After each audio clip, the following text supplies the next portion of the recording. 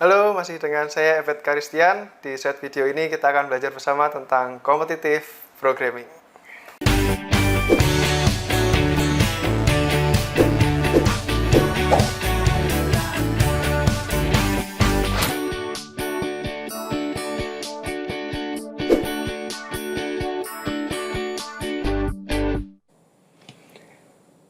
Materi kali ini masih tentang dynamic programming. Di materi kali ini yang kita bahas adalah problem range sum query. Apa itu problemnya? Kita akan bahas, tapi sebelumnya kita akan review sedikit. Dynamic programming ada dua syarat, seperti yang kita bahas di pertemuan sebelumnya, optimal substructure dan overlapping subproblem. Optimal substructure artinya kita bisa buat solusi secara optimal. Solusi optimal ini secara efisien dengan mendapatkannya dari solusi di subproblemnya. Misalnya di Fibonacci kita bisa buat Fibonacci di deret ketiga itu dari penjumlahan Fibonacci 2 dan Fibonacci 1. Kurang lebih seperti itu. Kita juga punya yang namanya overlapping subproblem. Artinya ada subproblem yang akan kita kerjakan beberapa kali. Nah, dengan dua syarat ini, maka problem tersebut bisa diselesaikan dengan DP secara optimal. Oke, kita bahas problemnya, range sum query. Seperti namanya, query berarti akan ada beberapa permintaan. Misalnya saya minta untuk query dari range sum yang posisi ketiga hingga kelima. Berarti kita akan menjumlahkan dari sebuah array yang berisi integer, bilangan dari 3 hingga kelima itu berapa totalnya, atau berapa sumnya. Nah, kenapa immutable? Ini untuk mempermudah problemnya atau menyederhanakan problemnya. Ini dibuat immutable, artinya array yang kita punya nilainya tidak akan berubah. Cukup itu dulu yang kita pahami, karena kalau kita mau membuat array-nya itu bisa diubah nilainya, kita butuh algoritma yang berbeda, yang tidak akan kita bahas di sini. Kalau teman-teman ingin pelajari, silakan pelajari yang namanya Van Wyck tree. Nah, ini contohnya, berapa range sum 2,4 dari array yang kita punya. Ini kita punya 7 buah integer di sini, dari 0 sampai 6 indeksnya. Nilainya ada 3, min 4, 2, 5, 1, min 9, dan 7. Sekarang kita ditanya range sum dari 2 hingga 4. Berarti ini yang kita jumlahkan, 2, 5, dan 1. Jadinya totalnya adalah 8. Mudah ya. Kita bisa lihat di sini, kita tahu batas 2-nya mana, 4-nya mana, kita jumlahkan. Sekarang kita coba satu kali lagi, range sum 3 hingga 5. Berarti yang kita lakukan adalah ini, kita menjumlahkan 5, 1, dan min 9, yaitu totalnya adalah minus 3. Nah, kita perhatikan di array yang kita punya, data yang kita punya tidak selalu positif, ada juga yang berupa negatif. Nah, problemnya ini sebenarnya yang biasanya dicari adalah maksimum range sum-nya itu dari rentang berapa sampai berapa. Ada yang membuatnya seperti itu, ada juga yang sekedar menghitung range sum query-nya aja. Jadi ketika kita punya query 24, berarti kita hitung range sum 2 hingga 4. Ketika kita punya range sum query-nya 3, 5, berarti kita hitung 3 hingga 5. Nah, pertanyaannya adalah apakah ini bisa di-solve menggunakan dynamic programming? Bisa nggak teman-teman? Kita ingat lagi syaratnya, berarti kita evaluasi apakah problem ini mempunyai optimal substructure. Jawabannya iya. Ketika kita menghitung sum 0 sampai 5, kita sebenarnya bisa hitung dari sum 0,4 ditambah A5. Kenapa kita buat seperti ini? Karena sebenarnya kita punya algoritma lain. Kalau kita mau solve range 3 hingga 5, sebenarnya yang kita hitung bisa seperti tadi kita hitung, yaitu dengan menjumlahkan 5, 1, dan minus 9. Tapi bisa juga sebenarnya kita hitung itu sum dari 0 hingga 5, yaitu yang ini, kita kurangi dengan range sum 0 hingga 2. Berarti kita mendapatkan sisanya, yaitu area yang berwarna oranye ini. Dengan demikian, maka kita bisa menggunakan metode seperti yang kita gunakan di pertemuan sebelumnya, seperti kita menjumlahkan deret 1 kemarin, dengan cara seperti ini. Sum 0 hingga 5 seperti ini adalah sum 04 ditambah nilai A5. Nilai sum 04 sebenarnya bisa diambil dari sum 03 ditambah A4. Berarti dengan ini kita punya syarat yang pertama, yaitu optimal substructure ada. Yang kedua, overlapping subproblemnya. Tadi kita hitung, misalnya kita punya 24 dan 35. Dengan metode yang tadi, kita menghitung range sum 04, range sum 01. Di sini kita menjumlahkan A0, A1. Di sini kita juga menjumlahkan A0, A1. Sebenarnya karena kita panggil range sum 04, sebenarnya kalau kita hitung per stepnya, kita akan panggil range sum 03, 02, 01. Nah, 01 ini akan dipanggil 2 kali. Sama halnya di yang range sum 35. Kita panggil range sum 02, di sini sebenarnya kita sudah menghitung kembali yang tadi. Range sum 01, di range sum 05 juga ada lagi. 02 ada di sini, juga ada di sini. Sebenarnya banyak yang overlapping. Kalau kita bisa hitung terlebih dahulu dan kita memo, kita remember, maka kita bisa menghemat waktu. Oke, berarti dengan dua syarat itu pasti sudah ketemu idenya ya. Coba kalau teman-teman sudah ketemu idenya, silakan coba untuk solve problem ini. Udah ketemu? Nah, caranya pertama, seperti yang tadi kita bahas, kita akan menghitung dulu nilai sumnya. Sum 0 berarti 3, min 1, 3 min 42 adalah 1, tambah 5, 6, tambah 1, 7, ditambah min 9 yaitu jadi min 2, tambah 7 jadi 5. Oke, sekarang karena kita sudah punya nilai ini, kalau kita mau menghitung range sum 2,4, yang kita lakukan adalah sum 4 yang di warna oranye ini, yang nilainya 7, kita kurangi dengan sum 2 min 1. Kenapa min 1? Karena yang mau kita ambil adalah yang sebelumnya ini, yaitu jadi sum 1. Sum 1 adalah 3 ditambah min 4. Atau sini kita udah punya nilainya minus 1. Berarti kita hitungnya tinggal 7 dikurangi minus 1, yaitu 8. Nah, karena sudah ketemu caranya, sekarang tinggal dibuat kodenya. Silakan pause videonya, buat dulu kodenya, lalu baru lanjutkan video ini. Sudah ketemu? Kalau sudah ketemu kita bahas bersama-sama. Kodenya cukup singkat. Di sini kita punya datanya, persis sama yang tadi. Kita punya array sum yang buat menyimpan nilai sumnya. Di sini kita punya function memo. Function memo ini sederhananya kita hanya ingin menjumlahkan dari I0 hingga I6. Kita mau jumlahkan sum dari 0 hingga I. Atau artinya, seperti yang kita buat di proses sebelumnya tadi, kita mau hitung sum 0, sum 1, sum 2, sum 3, hingga sum 6. Ini nilai sum I-nya. Kalau pas 0, kalau dia bukan 0, kita akan menjumlahkan dari data I ditambah solve I-1.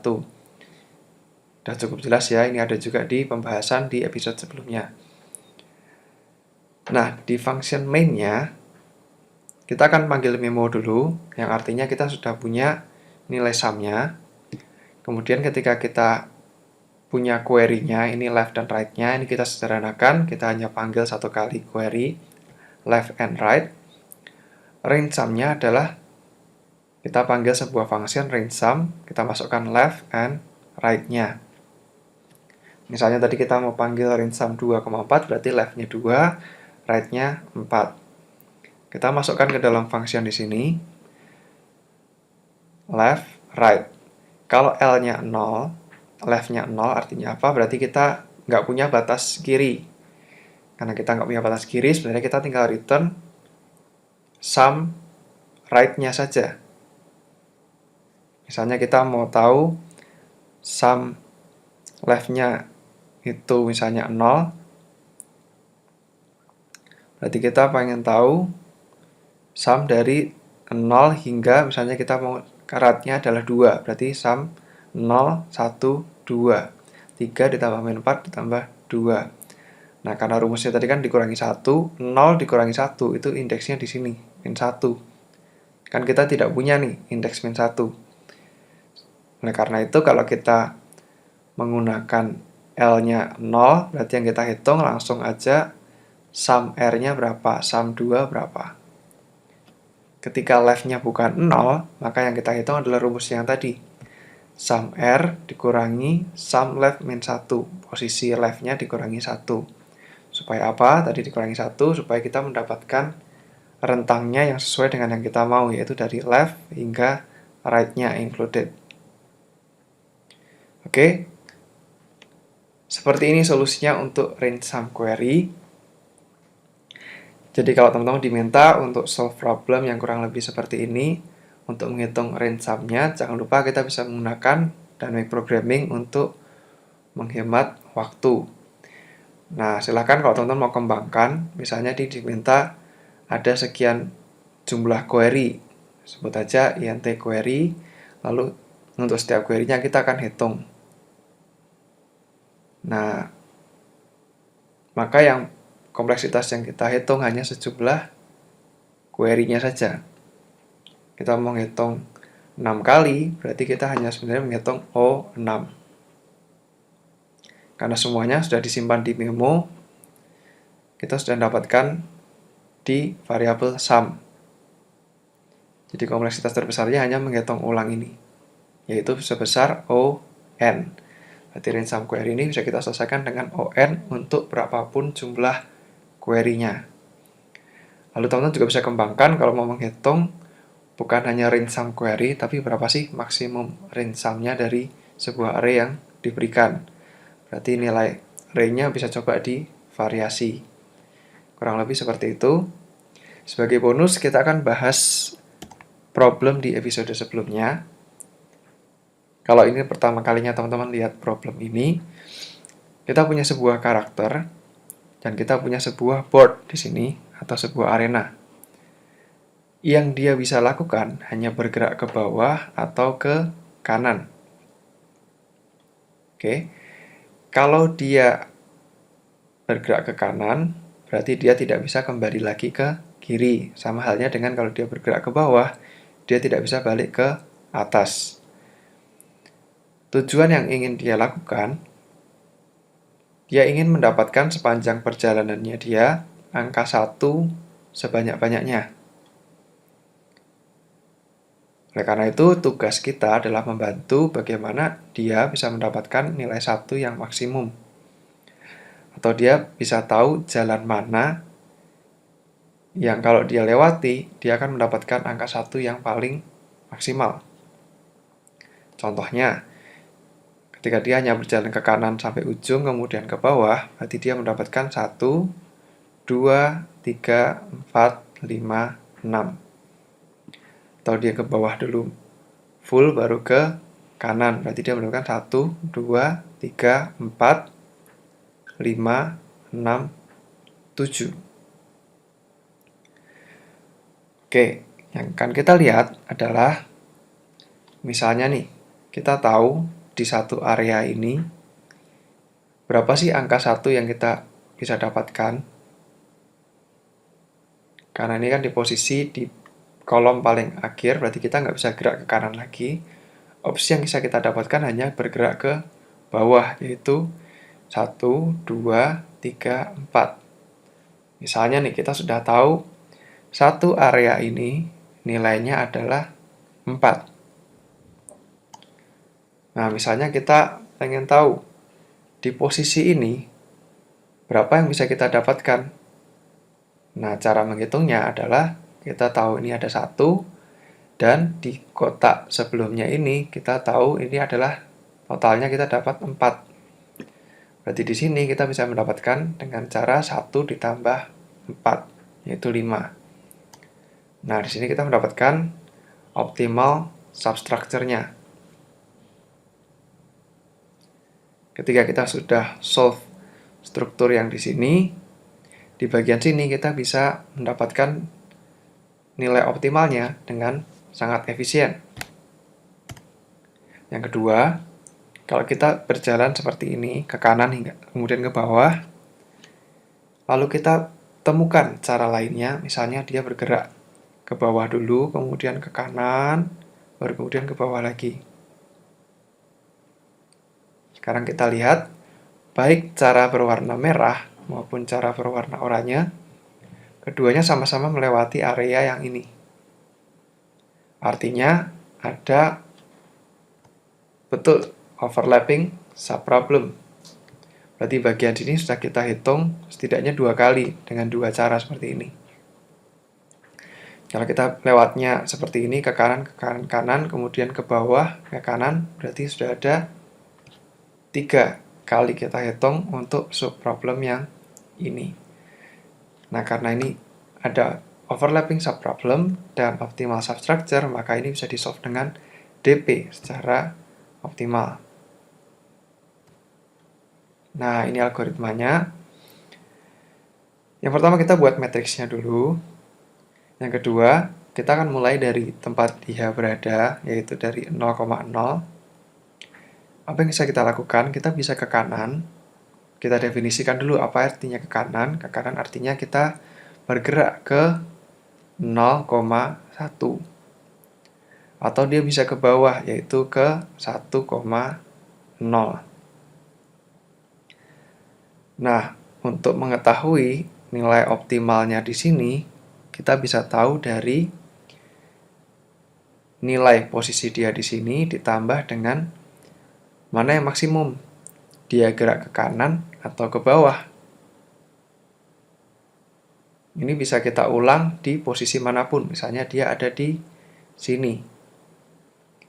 Berarti yang bisa kita hitung adalah nilai dari dia lewat kanan dan nilai dari dia lewat bawah. Mana yang paling besar nilainya, kita jumlahkan dengan 0 di sini. Kita tidak perlu tahu saat kita berada di sini, gimana cara ngitungnya ke bawah ini dan gimana caranya ngitungnya yang sebelah kanan. Yang perlu kita tahu adalah posisi bawahnya dan kanannya itu berapa. Saat dia mau menghitung bawahnya, kita panggil rekursif lagi. Di sini dia hanya perlu tahu berapa optimalnya dari ini dan lewat bawah. Itu kita teruskan hingga ketemu kita di base case-nya paling ujung akhir. Karena dia nggak bisa kemana-mana, yang bisa kita return adalah posisinya dia, 1. Kita bisa hitung, ini 1, berarti kita bisa tahu nilai atasnya ini juga 1 ditambah 1, 2. Atau kita bisa tahu posisi yang di sini paling dekat berikutnya, nilai ini didapat dari maksimum kanan dan bawahnya nggak ada, berarti dia hanya bisa mendapatkan nilai kanannya, yaitu 1. 1 ditambah 0 berarti 1. Ini nilai 2, ini nilainya 1. Berarti kalau kita berada di sini, ini kita punya nilai 2, ini 1, yang kita pilih adalah yang 2. 2 ditambah 1 berarti 3. Artinya apa? Artinya berarti kita di sini sudah melewati 1, 1, 1. Ini jalan yang paling optimal. Tinggal kita teruskan. Salah satu jalan optimalnya adalah ini kita lewat seperti ini. Oke, kurang lebih begitu algoritmanya. Codingnya ini cukup simpel. di bagian step pertama tadi kita buat matriksnya, yaitu ini. Kita buat sama persis, di posisi 0,0 ini kita isi dengan 0 aja. Kita punya memonya, sesuai dengan ukuran array-nya juga 6,6. Kemudian kita memset dulu, seperti di pertemuan sebelumnya, kita buat semuanya -1, artinya belum pernah dihitung sebelumnya untuk posisi tersebut. Kemudian yang kita cout, yang kita outputkan adalah solve 0,0. Kita akan start dari posisi 0,0. Nah, ini kita mulai, I-nya berarti 0, J-nya 0. Kita definisikan base case-nya. Kalau dia ada di I5 dan J5, berarti memo IJ adalah nilai dari map-nya ini yang posisi ke 5,5, yaitu 1. Kemudian, kalau nilai memo IJ-nya itu tidak sama dengan -1, berarti kita sudah pernah hitung sebelumnya. Kita tinggal return memo IJ-nya. Nah, ini letak kegunaan dari DP-nya. Kita nggak akan hitung posisi memo IJ berkali-kali. Ketika sudah dapat, hanya kita hitung 1 kali. Kemudian ini kita simpan 2 nilai, right and down atau kanan dan bawah. Awalnya kita set dulu nilainya 0. Kita hitung dulu nih. Kalau nilai J-nya itu masih kurang dari 5, kita bisa hitung sebelah kanannya. Ya kan? Kalau dia masih 0, 1, 2, 3, 4, berarti kita masih bisa ke kanan. Kita bisa dapatkan dari map IJ ditambah solve IJ plus 1. Kita geser ke kanan. Kalau kita masih bisa ke bawah, artinya I-nya kurang dari 5, 0, 1, 2, 3, 4, berarti kita bisa ke bawah nih. Map IJ ditambah solve I plus 1 J. Nah, kenapa kita tampung? Karena kita mau tahu sebenarnya maksimum itu mana, lewat kanan atau lewat bawah. Kalau kita udah ketemu nilai maksimumnya, kita return ke memo IJ yang di sini. Oke, cukup jelas DP-nya. Ada sedikit pengembangan di sini. Karena kita bermain 2 dimensi, di sini kita ada 2 jalan yang bisa kita ambil. Kalau sebelumnya kan perhitungan yang dari 1 dan Fibonacci, kita hanya proses gitu aja. Kalau di sini kan kita butuh memilih sebenarnya mana yang optimal, lewat kanan atau lewat bawah. Karena itu untuk setiap prosesnya kita akan menghitung kalau lewat kanan seperti apa, bawah seperti apa, baru kita ambil nilai optimalnya. Dengan demikian, sampai rekursifnya selesai, kita mendapatkan di posisi 0,0 ini nilai maksimumnya berapa. Oke, itu solusi untuk problem di episode sebelumnya. Kembali, tipsnya adalah pahami apa yang tadi sudah dijelaskan, baik untuk range sum query maupun untuk problem tadi write and down puzzle-nya tadi. Silakan coba untuk coding sendiri dari awal, karena dengan coding sendiri kita akan melatih otak kita untuk berpikir gimana cara mengerjakannya, dan ketika kita mengerjakan, kita akan berusaha untuk memikirkan ulang, kita akan mengingat juga kembali. Kalau ada yang sampai kita bingung, berarti di situ yang bagian yang kita kurang pahami. Kita bisa proses ulang lagi di step pertama, pahami ulang. Kalau sudah paham, kita coding lagi. Kalau codingnya bisa, kita ulangi lagi sampai itu benar-benar terbiasa untuk coding dengan problem seperti ini. Harapannya nanti ketika teman-teman ikut kontes, untuk mengerjakan soal-soal yang mirip seperti ini sudah tidak perlu berpikir memakan waktu yang lama lagi.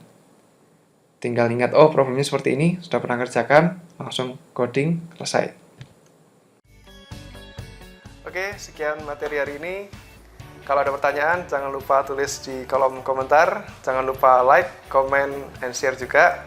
Jangan lupa subscribe untuk dapatin konten competitive programming berikutnya. Thank you for watching.